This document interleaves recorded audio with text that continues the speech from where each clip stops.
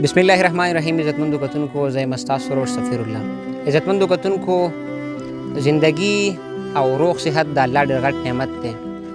دا وخت عزتمندو کتونکو ما سره په دې سایکل کې یو داسې ماشوم ناست دی چې غریب په خپو باندې معذوره دی، یعنې شل دی، ګرځېدی نه شي.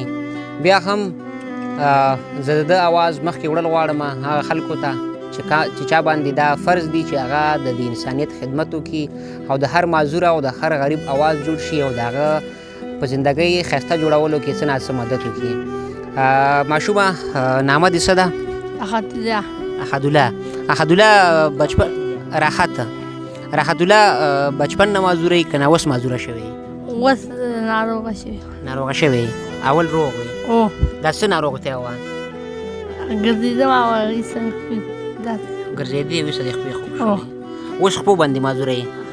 دا خو به پولیو نه وي، ډاکټران خو به څه وایي نه څه ولې بیمار شو؟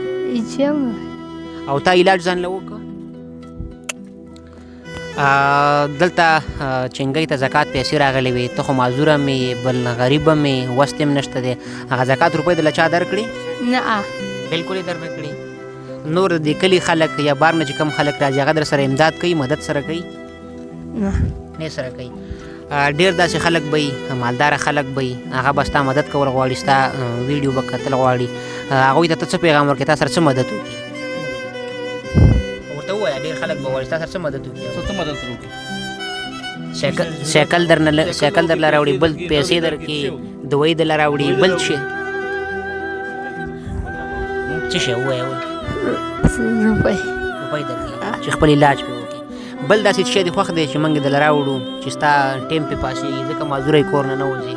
بل شی لږ نور خو نه لګي. څه شی دې په کار دی؟ روغ صحت چې ښه شوه. عزتمندو کتونکو، تاسو ولیده موږ ورته د بل شي لالچ هم راچو چې ستا بل داسې څه په کار دی چې ستا وخت پې پاسېږي. د ده وخت صرف په یو شي باندې پاسېږي، هغه دی روغ صحت، چې ښه شمه. الله دې دا ښه کړي.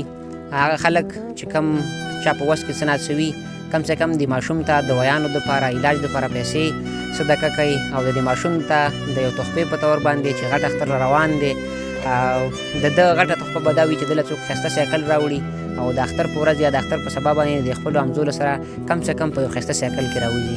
الله دې وکړي چې زموږ دا ویډیو په خلکو زړونو کې دومره کور جوړ کړي چې د دې ماشوم زموږ په دې ویډیو واسطه باندې خلک مدد وکړي او د دې ماشوم په مخ باندې په دې غټ اختر کې څه نه څه خوشحالۍ او مسکا راشي. ډېره مننه.